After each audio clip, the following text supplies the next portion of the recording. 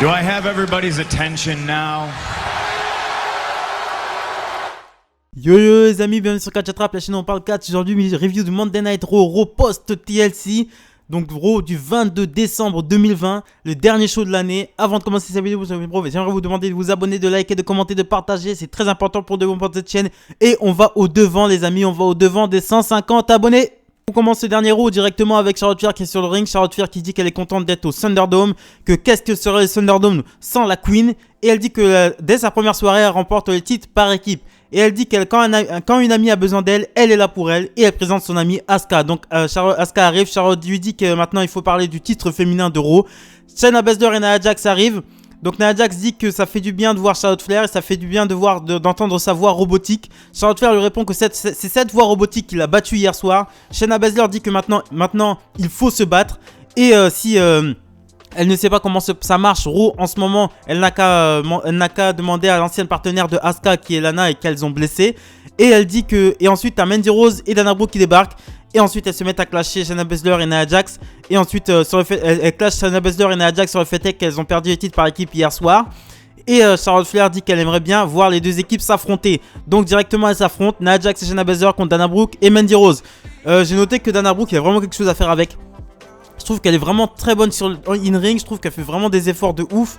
Et mais même Mandy Rose over, on dirait que Mandy Rose catch mieux quand il y a Dana Brooke. Ça c'est vraiment très intéressant. Mais bon, victoire de Shayna Baszler qui place son California Clutch sur Dana Brooke. Victoire des anciennes championnes par équipe. Et ensuite après le match, il y a un face-off entre Shayna Baszler et Nia Jax et Charlotte Flair et Asuka qui sont en commentaire.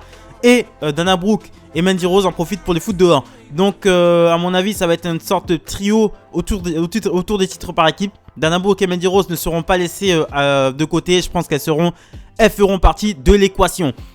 Donc on enchaîne ensuite avec The Hurt Business qui arrive sur le ring pour célébrer la victoire de Cedric Alexander et Shelton Benjamin. Cedric Alexander dit que c'est fini les pancakes et les licornes, maintenant on passe au costard sur mesure. MVP dit qu'il a invité un photographe pour immortaliser ce moment tous avec un titre. Bon, à part MVP, mon MVP le manager. Donc à un moment donné, ils prennent une photo et t'as Horchus derrière aussi qui brandit son titre 24/7. Mais il s'enfuit, hein, il se fait vite fait courser par les autres catcheurs. Jeff Hardy et Riddle débarquent. Voilà, MVP leur dit qu'ils ne sont pas invités comme ils ne sont pas champions. Donc Riddle dit Riddle les félicite pour leur titre. Et il demande pourquoi ils dépensent autant d'argent dans les soirées alors qu'ils pourraient plutôt chiller dans leur jardin. MVP ne comprend pas ce que Riddle veut dire. Et Jeff Hardy dit que en fait ce que Riddle voulait dire c'est que tout simplement il y a des choses plus importantes que l'argent. Et ce soir il dit qu'ils vont se battre pour leur fierté et avec fierté. Parce que Matt Riddle et Jeff Hardy ont un match contre MVP et Bobby Lashley. Et cette équipe se fait appeler les Hardy Bros. Donc on enchaîne ensuite avec Drew Gulak contre Angel Garza. Angel Garza, les amis, qui fait son retour avec une nouvelle coupe de cheveux. Je le préfère comme ça, moi. Donc retour d'Angel Garza. Et c'est un retour gagnant. Bon échange avec Drew Gulak qui se conclut par la victoire de Angel Garza avec son Wing Clipper. Un projet Angel Garza, ça c'est sûr. Ça se voit que Vince McMahon le kiffe. Il a tout, il a le physique, il a le background, il est bon in ring, il sait parler anglais. Et vraiment, j'espère qu'ils vont faire quelque chose de très intéressant avec Angel Garza parce que ce catcheur, je l'aime beaucoup. On enchaîne ensuite avec le Miz qui nous présente le Miz TV et son invité n'est nul autre que Edge Styles. Edge Styles lui dit que, en fait, il a invité Edge Styles pour lui donner une explication par rapport à ce qui s'est passé hier. Le Miz a interrompu le match de Edge Styles et a empêché Styles de gagner le titre.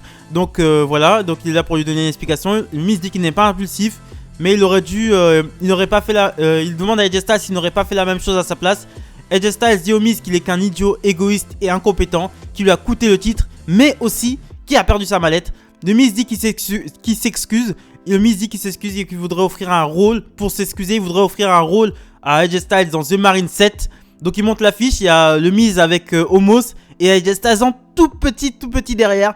Par rapport au Miz, Edge Styles commence à s'énerver. Omos dit que Omos calme les choses et dit que c'est John Morrison qui a encaissé la mallette et non le Miz. Et le Miz dit que oui, c'est vrai. Et il demande de retrouver sa mallette et son contrat immédiatement. Drew McIntyre arrive. Il annonce ce soir qu'il y aura un street fight. Il va s'occuper de ce soir. Et ensuite, Keith Lee et Sheamus arrivent et ils viennent raconter une petite histoire. Ils racontent une histoire, comment ils vont démonter le Miz, Morrison et Edge Styles. Et ensuite, ils montent sur le ring et ils font le ménage. Et pendant qu'ils font le ménage, Keith Lee accroche un petit peu Sheamus. Sheamus commence à s'énerver, veut un peu à Keith Lee par rapport à cet accrochage. Et ensuite, t'as Drew McIntyre qui vient séparer les deux. Donc, Keith Lee et Sheamus, il y aura des petites tensions comme ça. Vous verrez un petit peu dans la soirée. Il y aura des petites tensions et McIntyre sera obligé de se mettre entre les deux pour demander le calme. On enchaîne ensuite avec T-Bar de la Rétribution contre Ricochet. Donc, bon, je vais la faire très rapidement. Victoire de T-Bar sur Ricochet avec une sorte de Spinebuster. Et ensuite, T-Bar dit à Ricochet de rejoindre la Rétribution. Sinon, ce sera comme ça pour lui toutes les semaines. On enchaîne ensuite avec MVP et Bobby Lashley contre Hardy Bros. Donc, je vais vous la faire très rapidement. Victoire de Bobby Lashley avec son Hurt Lock qui fait abandonner Jeff Hardy donc une grosse domination du Hurt Business sur Monday Night Raw. J'adore le Hurt Business, c'est pas une surprise, je le dis chaque semaine. J'adore ce qu'ils font, j'adore le boulot d'MVP, j'adore ce groupe, j'adore le nouveau comportement de Cedric Alexander. Cette année, ils sont montés doucement mais sûrement. Et maintenant, ils sont au top de Raw et ils ont 90% des titres de Monday Night Raw. Et c'était la meilleure chose à faire. Donc on enchaîne ensuite avec Jackson Ryker, le fan de Elias, contre Grand Metalik. Donc pendant le match, t'as Elias qui vient carrément sur le côté du ring chanter une chanson. Il se prend un coup et t'as comment ça s'appelle, Grand Metalik et comment ça s'appelle, Lince Dorado qui prend la guitare, qui commence à faire le con. Il se fait Grand Metalik est distrait par ça. Il se prend une sorte il se prend une spy out bomb, une sorte de power bomb shock slam de Jackson Ryker pour la victoire de Jackson Ryker assez rapidement en 1 minute il me semble sur Grand Metalik. Et voilà, donc voilà Jackson Ryker qui va catcher. Il est très impressionnant, Jackson Ryker. Il a un corps impressionnant. Il a une gueule aussi. Moi, je trouve qu'il a vraiment une gueule. Et il y a quelque chose aussi. Il y a peut-être quelque chose à exploiter avec Jackson Ryker aussi. Donc, on enchaîne ensuite avec Randy Orton qui est sur le ring. Voilà, il dit qu'il n'a aucun regret par rapport à ce qu'il a fait au Fiend, puisque le Fiend n'est pas humain. Il dit qu'il a profité de chaque seconde. Il a joui de chaque seconde où le Fiend a brûlé. Il dit que quand il s'est couché hier soir, les voix dans sa tête étaient remplacées par la dernière respiration du Fiend. Il dit que le Fiend n'existe plus et le Fiend est parti. Les lumières s'éteignent, elles se rallument et là, tout est noir. Alexa Bliss sur le ring avec une sorte de balançoire. Elle demande si Orton s'attendait à quelqu'un d'autre. Elle appelle le ring, le fait est qu'elle soit sur le ring, le terrain de jeu de Bliss. Donc c'est une variante de son émission, le Moment of Bliss. Maintenant c'est le terrain de jeu de Bliss. Et elle demande à Randy Orton de venir jouer avec elle. Elle dit qu'il doit se demander où est le Fiend. Est-ce qu'il est à la plage? Est-ce qu'il est au restaurant? Elle dit qu'elle le sent. Elle le sent dans le sol. Elle le sent sous la terre. Il est à la maison. Et il pourra revenir. Et il pourrait revenir au terrain de Bliss à un moment donné. Et il dit que si Orton ne sera pas prêt au retour du Fiend. Et les lumières se coupent. Donc je pense que le Fiend contre Randy Orton, le prochain match, ce sera un match vraiment cinématique mais à balle. Ils vont mettre comme le Fiend contre Cena là. Le Fiend contre Cena ou l'horrible Fiend contre Braun Strowman. Je pense que ça va être ça. Ça va être une sorte de Firefly match, un truc comme ça, mais ce sera scénarisé de A à Z. On enchaîne ensuite avec Charlotte Flair et Asuka qui font face à Lacey Evans et Peyton Royce.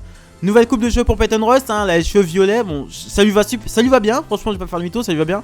Mais les deux s'entendent archi pas quoi. Lacey Evans et Peyton Royce s'entendent pas. Elles se piquent le tag et tout, mais c'est...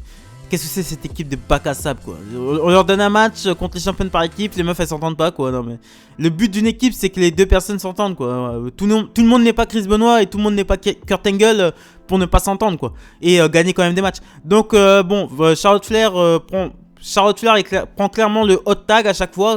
C'est Asuka qui joue les Randy Man, Macho Man, Randy Savage, hein, et puis Charlotte Flair qui joue les Hulk Hogan. Donc comprendra qui pourra. Donc victoire de Charlotte Flair avec son figure 8 sur Peyton Royce. Et on enchaîne ensuite avec le main event of the evening. Drew McIntyre et Sheamus Keith Lee contre AJ Styles, Miz et Morrison dans un 6-man Holiday Street Fight. La différence entre un Street Fight normal et un 6-man Holiday Street Fight, c'est que les décorations autour, hein, les armes autour ont un rapport avec Noël. Donc c'était un bon match, franchement c'était un bon match. En même temps avec ces 6 mecs là, c'est difficile dans un street fight, c'est difficile de faire quelque chose de mauvais. Donc à un moment donné, bon, je vais vous raconter directement le final. AJ Styles se fait exploser par Drew McIntyre via un powerbomb sur une table. C'est fini pour lui, on ne le reverra plus. Miz, à un moment donné, le Miz est prêt à se prendre un Claymore Kick de la part de Drew McIntyre. Mais Sheamus lui pique le tag et après est prêt à placer son Brock Kick. Mais c'est Keith Lee qui pique le tag à Sheamus. Et à un moment donné, t'as Omos aussi. John Morrison tombe à l'extérieur du ring directement dans les bras d'Omos. Et John Morrison croit qu'Omos est de son côté. Mais Omos n'a pas oublié ce que John Morrison lui a fait à TLC, c'est-à-dire lui avoir mis un coup de chaise dans le dos et l'explose sur une table, ce qui permet à Keith Lee de placer au Miz un Spirit Bomb pour la victoire. Donc victoire de Drew McIntyre, Drew McIntyre, Keith Lee et Sheamus. Et ensuite à la fin du match, Sheamus passe un Brogue Kick à Keith Lee et ensuite Drew McIntyre engueule Sheamus. Voilà ce qui va, voilà l'épisode du Raw du 21 décembre 2020. J'avais posé une question il y a 2-3 semaines sur qu'est-ce qui pourrait mener à un Sheamus Drew McIntyre.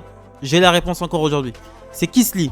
En fait, je pense, j'ai pas la science infuse, mais je pense que Sheamus sera jaloux de la relation entre Keith Lee et Drew McIntyre. Et ça va mener à la rivalité entre les deux. Donc là, on voit des prémices de la rivalité, on voit des prémices de match qu'il pourrait avoir entre les deux. Et ça sera extrêmement intéressant de voir comment cette rivalité se développe. On enchaîne ensuite avec le Raw de la semaine prochaine, qui a été, ça sera un Raw pour booster les ratings. Hein. Là, c'est laisse tomber. Là, c'est The Legend Night. Donc il y a une liste de légendes qui a été dressée. Je vais vous la faire demain. Je vais vous faire une petite vidéo demain. Je pense que demain, je vous balance une vidéo sur les Slammy Awards. Donc je vous ferai une petite liste. Je vous ferai carrément la liste nom par nom des légendes qui seront là. Et voilà. Donc ce sera un Raw pour booster les ratings. Donc voilà. Abonnez-vous, likez, commentez, partagez. On va au devant des 150 abonnés. Salut les amis.